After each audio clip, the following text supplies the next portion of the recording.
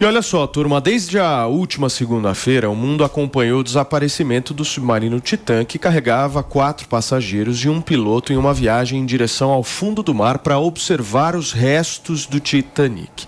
A história foi realmente inusitada. O submarino tinha condições péssimas, a viagem custa uma fortuna, mais de R$1 milhão e todos os passageiros eram bilionários. Fatores que deixam a história ainda mais curiosa.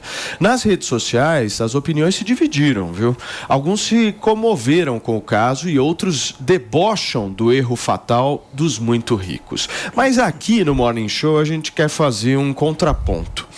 Há exatamente uma semana, 78 imigrantes do Afeganistão e Paquistão morreram em um acidente com um pesqueiro no Mediterrâneo. Eles tentavam fugir do Talibã em busca de uma nova vida na Europa. Em março, 32 outros imigrantes morreram em um naufrágio na costa da Tunísia. Na embarcação estavam imigrantes do Congo, Camarões, Nigéria, Costa do Marfim e Guiné, Serra Leoa, Síria, Marrocos e Burkina Faso. Uma semana antes, um barco com 67 imigrantes desapareceu na costa da Tunísia. Em fevereiro, 43 imigrantes, incluindo crianças, morreram na costa da Itália em um outro naufrágio nas proximidades da Calábria. Eram pessoas do Irã, Paquistão e Afeganistão. Só neste ano foram pelo menos 220 refugiados mortos no mar. A reflexão que a gente quer fazer aqui com vocês é a seguinte: que nessas navegações as condições subhumanas são forçadas e não escolhas de luxo. Há uma questão também que a gente precisa trazer aqui para vocês, que é o seguinte: muita gente pega e fala o seguinte: Deus vai me proteger, Deus vai me salvar de alguma forma. Deus vai te proteger sim, Deus vai te salvar sim, mas sabe o que Deus não vai fazer? Entrar em barca furada desse jeito e ser irresponsável da forma como essas pessoas foram. As pessoas, elas precisam ter uma noção que a gente precisa fazer escolhas que são acertadas, escolhas que são seguras. Na Bíblia... Por isso que Bíblia, Deus deu discernimento, cara, né? A Bíblia tem uma fala que para mim é a fala. Tudo que diz não o seguinte, terás. Não, que diz o seguinte: na sabedoria há a prudência. As pessoas, elas não podem se soltar assim, achar que Deus vai salvar, que Deus vai de alguma forma, né? Não é isso, tem que ter um mínimo de sabedoria. O que essas pessoas fizeram, eu acho que o Luciano Huck está certo, são idiotas. Mas eu quero pontuar algumas coisas aqui, Paulinho, discordando um pouquinho de vocês.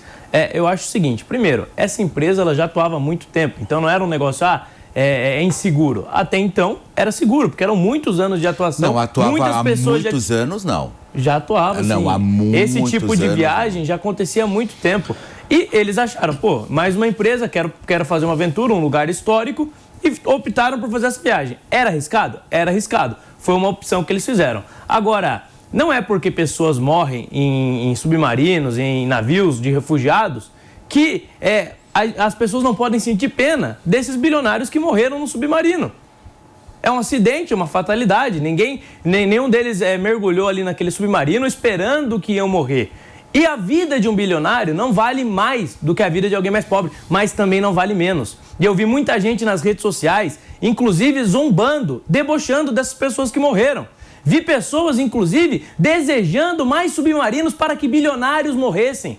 Pessoas que têm uma narrativa ideológica de esquerda e que perdem a própria humanidade, que não conseguem olhar para um ser humano que passou por uma fatalidade e sentir pena das famílias que estão sofrendo com o acontecimento. Então não tem problema nenhum você sentir pena dos bilionários que morreram nesse acidente, assim como também não tem problema nenhum, e aliás nós devemos ter preocupação com os refugiados que morrem todos os anos por conta de regimes autoritários que perseguem essas pessoas. Então, uma coisa não anula a outra. A gente não precisa fazer essa falsa equivalência. A vida de um bilionário vale tanto quanto a vida de uma pessoa mais pobre. E nós temos que valorizar todas as vidas, não apenas uma. Mas não é isso que acontece. Pavanato, mano, só observação rapidinho. Bilionário é ateu, meu amor, na sua grande maioria. Bilionário nem acredita em Deus. Mas não importa. Entendeu? O bilionário nem dele acredita em Deus. E quando alguém da família bilionária morre, não tem esse sofrimento, esse chororô e essa dosinha, não. Eles já vão no dia seguinte ver o testamento lá para quem vai ficar o quê e quem vai assumir as empresas. Não seja lúdico. Antônia, hoje eu vim para cá com o motorista Marcão, abraço para ele, e ele confirmou que Antônia é a voz do povo. A voz do povo. Ah, Marcão, Antônia é a voz do no seu coração, Marcão. Mas eu acho o seguinte, é claro que a gente precisa ter compaixão com todos, né? A compaixão com a morte, tem famílias de luto, claro. Mas a gente precisa, assim, como sociedade, se questionar sobre o porquê há tanta atenção com o caso dos submarinos e muito menos atenção com algo que, infelizmente, virou rotina no mundo, que é a situação dos refugiados. Então, isso acaba acontecendo porque, de alguma forma, parece que algumas vidas importam menos.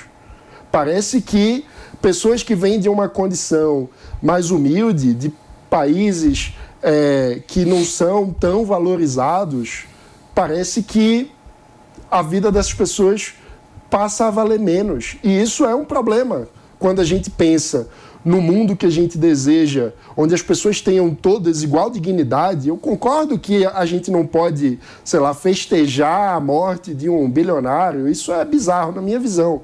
Mas acho que não dá para fechar os olhos para o fato de que existem centenas, milhares de pessoas que saem de uma condição que elas não escolhem. Então, o bilionário que se submete a uma situação como essa, claro que a morte é lamentável, mas é fruto de uma escolha dele.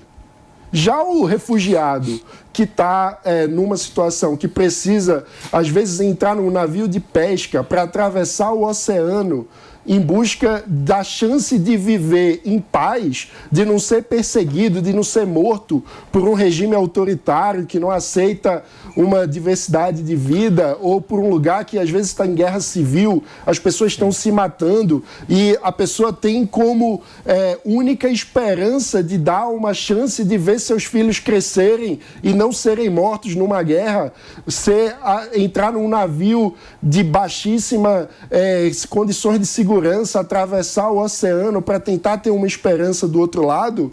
Eu acho que a gente precisa se questionar sobre por que essas vidas chamam menos atenção. Eu vou dizer, eu acho que a gente não está discutindo aqui se rico ou pobre merece morrer. Não é isso, eu acho. Eu acho que está indo por esse caminho. A questão é a idiotice, a forma como é feita a história. Porque simplesmente você pagar 250 mil dólares, algo aproximado em R$1.200.000, para você embarcar numa expedição que nas 3 primeiras folhas do contrato está escrito morte. Você pode morrer, você pode morrer, você pode morrer, você vai lá e assina, você paga os 250 dólares e entra. Então, ou seja, que nem teve o árabe, teve um sheik que foi com o filho, ele pagou 2.400.000, ele e o filho. Então, ou seja, eu acho que isso está completamente fora de contexto, sabe? Que eu acho, Fê, eu acho que esse caso, ele traz à tona uma discussão muito forte desse sentimento que muita gente tem ao fazer coisas absolutamente erradas, de pedir a Deus para que a salve. Esse é o ponto. Então, por exemplo, sei lá, você vai, de alguma forma, sobrevoar uma área em que o tempo está nublado. Você vai entrar num helicóptero com o tempo nublado? Claro que eu não entro. Nem eu. E aí, quando você tá lá, de alguma forma, quando alguém tá lá, o que o cara faz? Ai, meu Deus, me ajude. Ou seja, ele transfere uma responsabilidade para Deus. Ele não ajuda Deus a ajudar ele. Que não é de Deus a responsabilidade, é a sua responsabilidade. É claro. Na hora que um cara vai lá e começa a comer sem parar, achando que não vai ter algum tipo de prejuízo na saúde. Aí o cara tem o prejuízo e fala, ai meu Deus, Deus precisa me salvar. As pessoas precisam entender que as escolhas dela necessitam de prudência. E prudência gera sabedoria.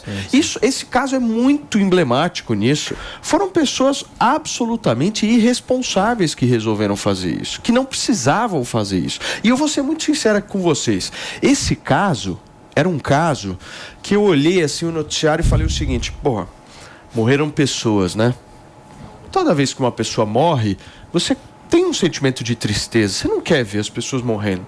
Agora, vou ser muito sincero aqui, quando eu vi o joystick, irmão, pelo amor de Deus, né? Eu também. Eu vai pro também. inferno, meu. Eu queria Pega o falar isso, mas joystick, pra ele... desculpa, vai pro inferno. Você vai descer por um negócio comandado aqui, meu. ó. Na hora que eu vi o joystick, eu falei, você tá brincando, meu. Não dá pra trabalhar assim, desculpa. Mas isso aqui tá parecendo a festa junina do Morning Show. Não, mas peraí, O Mano levantou um ponto. Falar em festa junina do Morning Show, eu só tenho olhos para esse caipira da Faria Limer, é isso? Olha lá, ele tá com uma camisa Ralph Lauren. Você tá falando de quem, Antônia? Isso é uma provocação direta a mim? Eu tô falando do comandante deste barco que não é uma lata de sardinha comandada no joystick. Senão não entraria. Ó, dá uma ligada no Lucas. Uma botinha da Hermes, hein, Antônia? Não é não. Bota é da Hermes, Não é não. Você não me vem com esse seu papo, não. Eu tô achando que a bota é da Fabiola. Não é da Fabiola, Antônia. Homens também usam bota, querido. Eu não sei se é essa Você bota. aproveitou que ela foi viajar e roubou a bota dele, hein? Eu cansei de vocês. Esse barco aqui vai naufragar, mas